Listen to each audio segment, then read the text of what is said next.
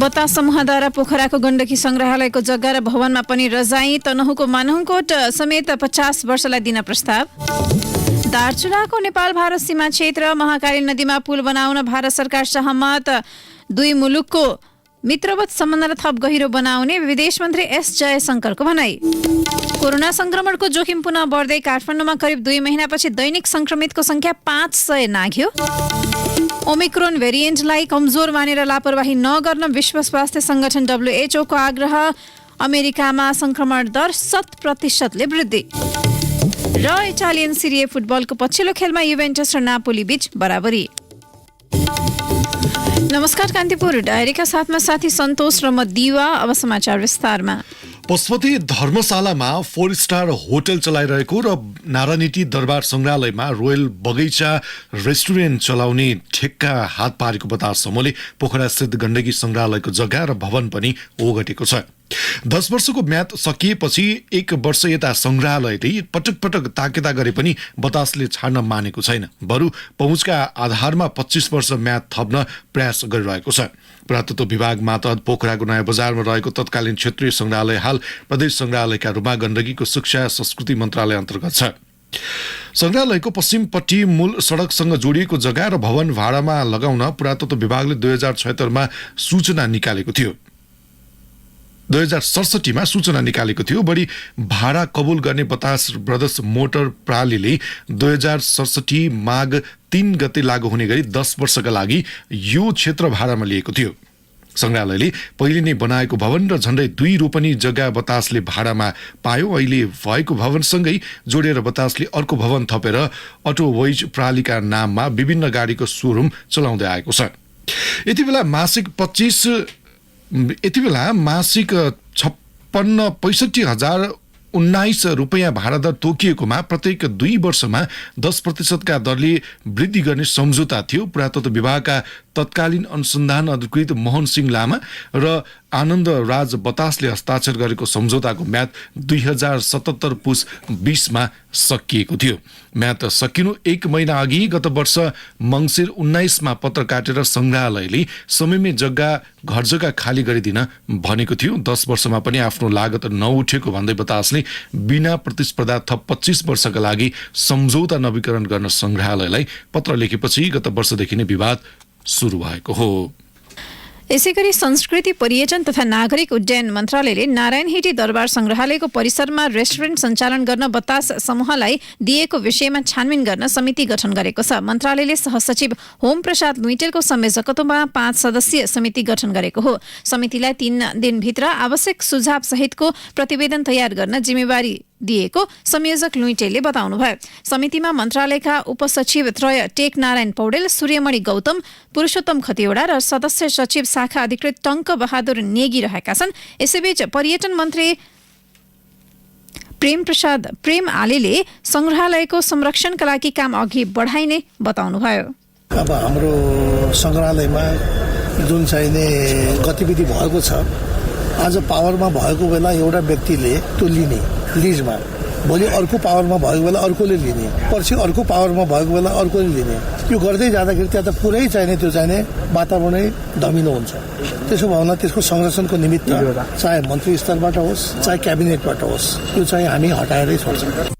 संग्रहालयलाई इतिहासका लागि संरक्षणको सट्टा सरकारले परिसरभित्रको जग्गा र भवन व्यापारिक प्रयोजनका लागि भाडामा दिएको पाइएपछि मन्त्री आलेले निर्माण कार्य रोक्न मौखिक निर्देशन दिनुभएको थियो। उहाँले प्रक्रिया पुर्याएर ती संरचना हटाइने बताउनुभयो। अब अहिले यो नारायणहिटी राजदरबारको कुरा आएको हुनाले यो विषयमा मौखिक हामीले त्यो रोकेका छौँ। फेरि त्यसलाई चाहिँ कुन प्रक्रियाबाट त्यसलाई हटाउन सकिन्छ भन्ने सवालमा हामी छलफलमा छौँ।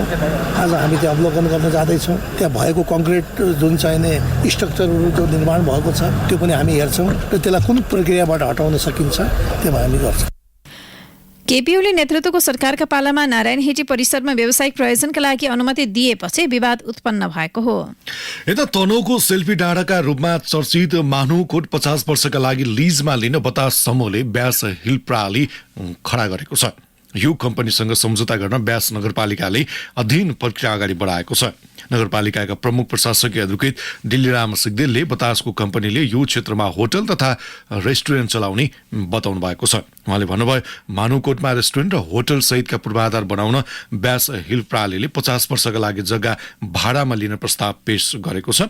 यो विषयमा गण्डकी प्रदेश नीति तथा योजना आयोगसँग आवश्यक परामर्श गरी कम्पनीलाई आफ्नो प्रस्ताव थप प्रष्ट पार्न भनिएको छ। बतासको कम्पनीले पाटनबाट मानुकोटसम्म cable car, zip line, glass सिसाको पुल र होटल, रिसोर्ट लगायतका पूर्वाधार बनाउने तयारी गरेको छ।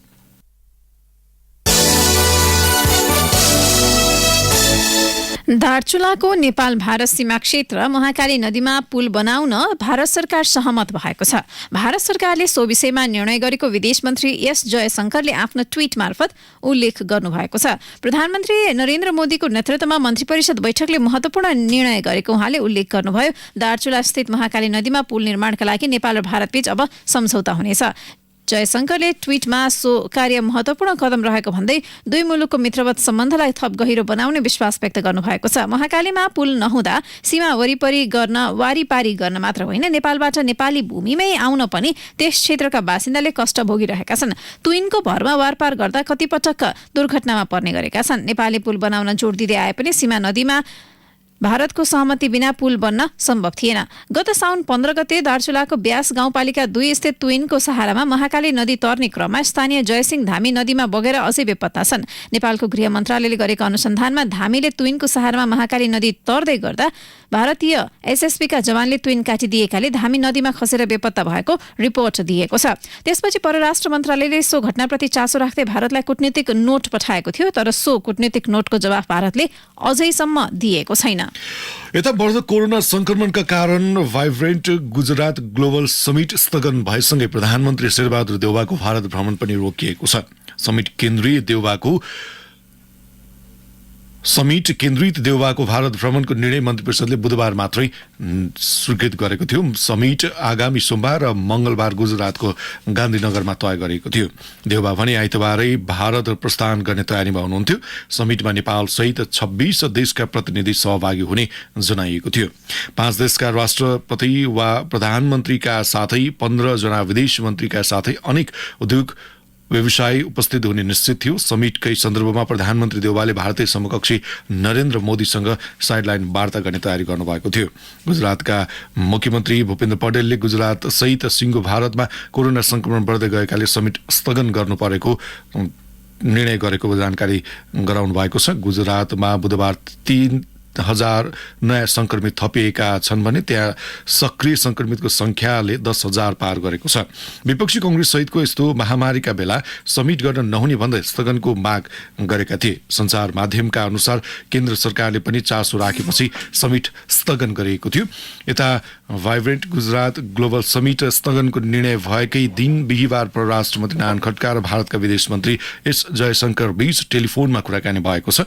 परराष्ट्र मन्त्रालयका एक अधिकारीका अनुसार उहाँहरू बीच स्थगित भ्रमणका अलावा द्विपक्षीय सम्बन्ध र कोभिड-19 विरुद्ध सहयोग लगायतका विषयमा कुराकानी भएको थियो।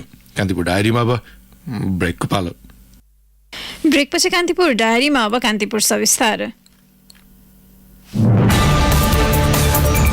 कान्तिपुर सविस्तार।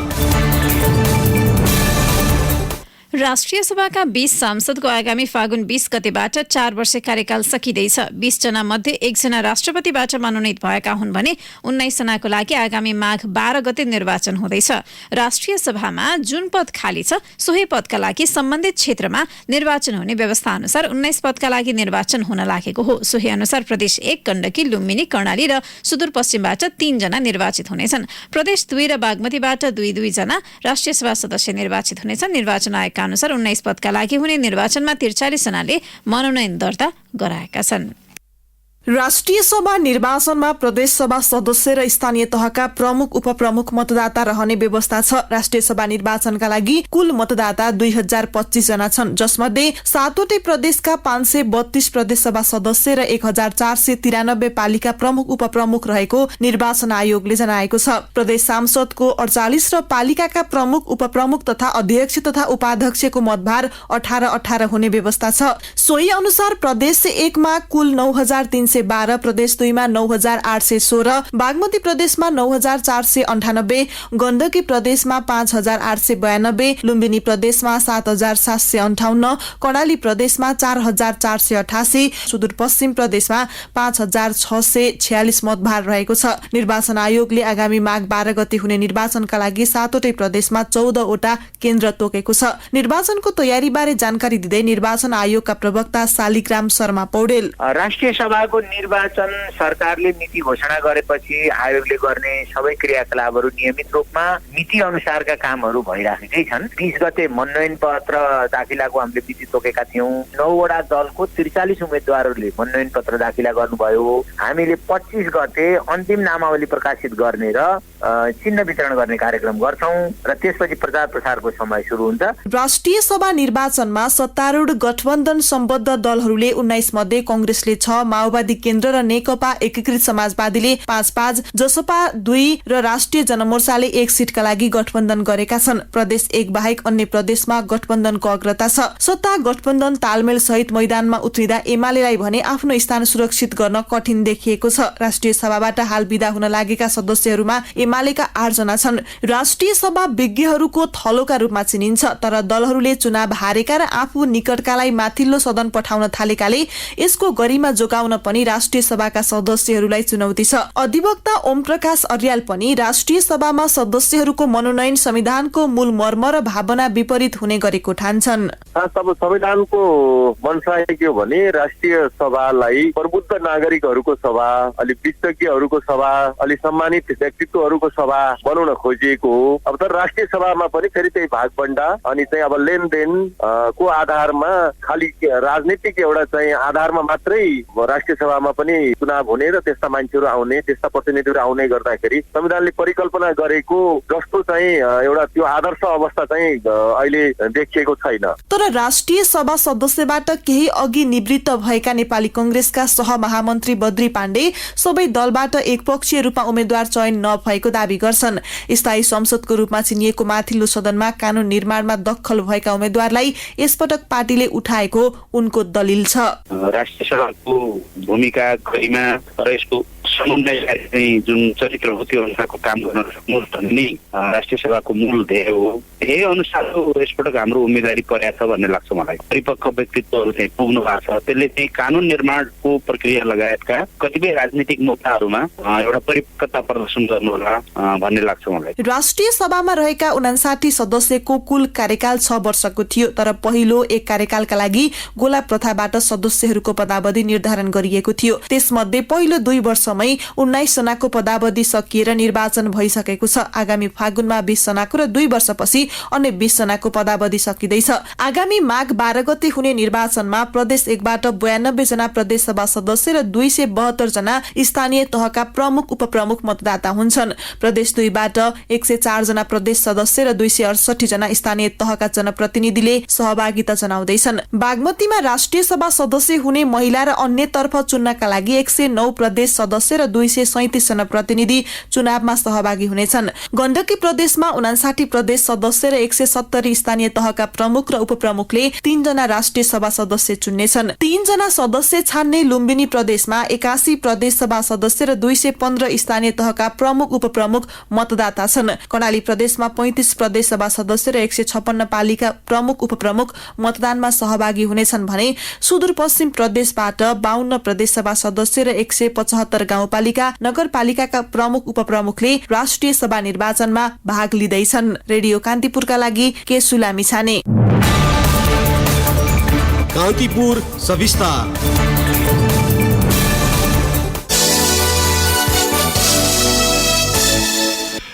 महेन्द्रनगर स्थित महाकाली प्रादेशिक अस्पतालमा 3 दिनमा 60 जना कोरोना संक्रमित भर्ना भएका छन्।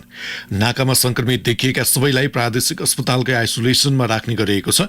सोमबार 4 जना सक्रिय संक्रमित थिए भने मंगलबार 7 जना थपी बुधबार आइसोलेसनमा भर्ना हुनेको संख्या 60 पुगेको अस्पतालका Covid focal person doctor Govind रोकाले बताउनुभयो। यता करिब 2 महिनापछि दैनिक परीक्षणमा कोरोना संक्रमितको संख्या बिहिबार 500 नागेको छ। 58 दिन अघि कार्तिक 23 मा 533 जनामा संक्रमण पुष्टि भएको थियो। त्यसैता हरेक दिन यो संख्या 500 भन्दा कम थियो। पछिल्लो 24 घण्टामा 12,079 जनामा गरिएको पीसीआर र एन्टिजेन परीक्षणमा 540 जनामा संक्रमण पुष्टि भएको स्वास्थ्य मन्त्रालयले जनाएको छ।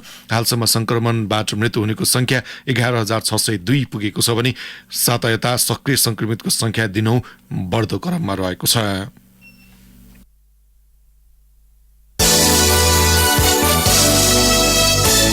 बालुवाटार स्थित ललिता निवास परिसरको सरकारी जग्गा हडप्न तत्कालीन भोगाधिकार भूमाफिया र कर्मचारीको मिलेमतोमा 91 वर्ष अघिका तथ्य र प्रमाण बङ्ग्याइएको पाइएको छ। नेपाल प्रहरीको केन्द्रीय अनुसन्धान ब्युरो सीआईबीले गरेको 3 वर्ष लामो अनुसन्धानमा बालुवाटारको जग्गा हडप्न विक्रम सम्मत 1987 देखि नै सरकारी कागजातका तथ्य प्रमाणलाई किर्ते गरेर कागज तयार पारिएको खुलेको हो। सीआईबीका अनुसार 2021 सालसम्म सुवर्ण शमशेर र उनका अंशियार श्रीमती श्वेत प्रभा तथा छोराहरू कञ्चन शमशेर र कनक शमशेरका नाममा रहेको बालुवाटारको करिब 279 रोपनी जग्गा 91 वर्ष अघि 1987 माघ 29 सम्म तेज नरसिंह मोहर्जन जितमान घले सहित 38 जना व्यक्ति तथा देवाली सानु तलेजु र इन्द्रजात्रा गुठीको नाममा थियो। तत्कालीन प्रधानमन्त्री भीम शमशेर जमराले विभिन्न व्यक्ति र सरकारी गुठीलाई अन्यत्र सट्टा भर्ना दिए लगत कटाएर तत्कालीन राजा त्रिभुवन मार्फत लालमोहर लगाएर आफ्नो नाममा वीरता कायम गरेका थिए। त्यसपछि भीम शमशेरले चारैतिरबाट पर्खा लगाएर राणा परिवारकी देवी ललिता देवीका नाममा निवास बनाएर भोगचलन गरेका थिए। पछि त्यही जग्गा वीरताका रूपमा उनका छोरा हिरण्य शमशेर हुँदै नाति सुवर्ण शमशेरसम्म सर्यो। 2016 पुस 1 मा वीरता अनुमूलन ऐन जारी भएसँगै सो जग्गा सुवर्ण शमशेरका नामबाट एकल हक भोग सहित रैकरमा परिणत भएको थियो। सुवर्ण शमशेरले 2017 असार 19 मा जग्गा श्रीमती श्वेत प्रभा लगायत अंशियारका नाममा बाँडफाँड गर्दाको बकस पासमा पनि मेरो एकल हक भोगमा रहेको रैकर जग्गा भनी उल्लेख गरेको मालपोत कार्यालय दिल्ली बजारको अभिलेखमा खुलेको छ।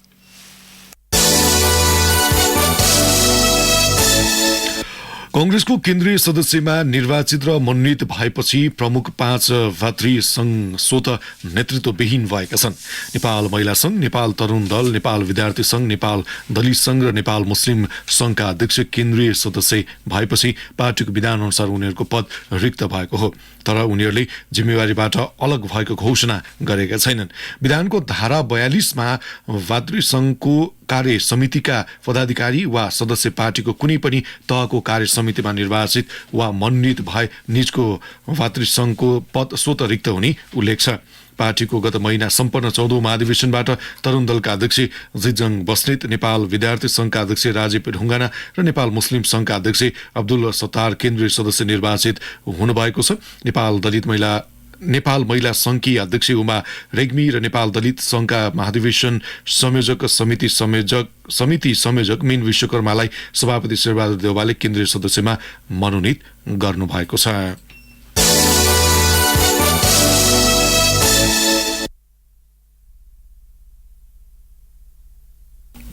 कान्तिपुर डायरीमा पुनः ब्रेकको पालो। ब्रेकपछि कान्तिपुर डायरीमा अब आर्थिक प्रसंग। स्थानीय तहको खातामा रहेको रकम निक्षेपमा गणना गर्न पाउने सीमा वृद्धि तथा पुनः कर्जा स्वीकृति लगायत व्यवस्थाले पनि वित्तीय प्रणालीले भोग्दै आएको तरलता समस्या तत्काल नसुल्झने संकेत देखिएको छ। चालु आर्थिक वर्षको दोस्रो त्रैमासको अन्त्यसम्ममा बैंक तथा वित्तीय संस्थामा भित्रिने भन्दा बाहिरिने रकम धेरै देखिएकाले विद्यमान तरलता अभाव कायमै रहने जानकार बताउँछन्। राष्ट्र बैंक स्रोतले भन्यो दोस्रो त्रैमासको अन्त्यमा कर मार्फत करिब 55 अर्ब सरकारी ढुकुटीमा जाने, करिब 32 अर्बको पुनर्कर्जा परिपक्व हुने, करिब 1.5 अर्ब अल्पकालीन सापटी परिपक्व हुने थप कर्जा प्रवाह लगायतमा गरी करिब 3.25 खर्ब रुपियाँ बैंकहरूबाट बाहिरिने देखिन्छ। सोही अवधिमा स्थानीय तहको खातामा रहेको रकम निक्षेपमा गणना गर्न पाउने व्यवस्था मार्फत प्रणालीमा 48 अर्ब पुनर्कर्जा मार्फत 92 अर्ब निक्षेप वृद्धि र ब्याज बापत करिब 85 अर्ब गरी करिब 2.25 अर्ब रुपियाँ निक्षेप सङ्कलन हुने देखिन्छ। यसरी हेर्दा माघ पहिलो साता वित्तीय प्रणालीमा करिब 1 खर्ब रुपियाँ अपुग हुने बैंकहरूले प्रक्षेपण गरेका छन्। अब अन्तर्राष्ट्रिय प्रसङ्ग विश्व स्वास्थ्य संगठन WHO ओमिक्रोन भेरिएन्टलाई कमजोर मानेर लापरवाही नगर्न आग्रह गरेको छ। विश्वमा पुनः कोभिड-19 को अर्को लहर उन्मुख हुँदा नयाँ भेरिएन्टलाई कमजोर ठान्नु ठूलो भूल हुने WHO को चेतावनी छ। यसअघिका भेरिएन्टभन्दा तीव्र गतिमा फैलिएको ओमिक्रोनले संक्रमण दर उच्च बनाउन सक्दछ।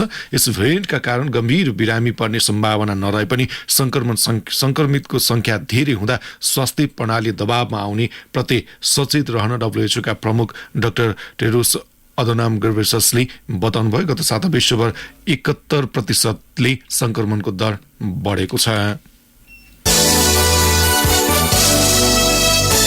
अब खेल प्रसङ्ग। इटालियन सिरिए फुटबलमा भएको पछिल्लो खेलमा युभेन्टस र नापोलीले बराबरी गरेका छन्। खेलको पहिलो हाफमा नापोलीले 1-0 को अग्रता कायम गरे पनि दोस्रो हाफमा जोगाउन नसक्दा युभेन्टससँग अङ्क बाँड्न बाध्य भयो। नापोलीका लागि 23औं मिनेटमा ड्राइस मेरिटेन्सले गोल गर्दै अग्रता दिलाएका थिए। दोस्रो हाफमा युभेन्टसका लागि फेडरिको चैसाले गोल गर्दै खेलमा बराबरी गरेका हुन्। यद्यपि दुवै टोलीले गरेका प्रयास असफल हुँदा खेल बराबरीमा सकिएको हो।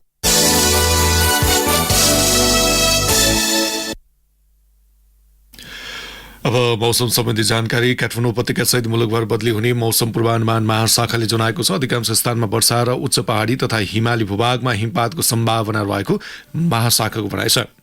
केही बेर अघि 11 डिग्री सेल्सियस मापन गरेको काठमाडौँ उपत्यकाको अधिकतम तापक्रम आज 18 डिग्री सेल्सियस पुग्नेछ। सूर्योदय बिहान 6:55 भयो भने सूर्यास्त साँझ 5:24 हुनेछ। अवस्था यसका साथै कान्तिपुर डायरीको यो बुलेटिन यही सकिन्छ। 8 बजे डेभलपमेन्ट एन्ड इकोनोमिक्स डायरीका साथमा उपस्थित हुने नै छौँ। तबसम्मका लागि साथी सन्तोष र म दिवा बिदा माग्छौँ। नमस्कार।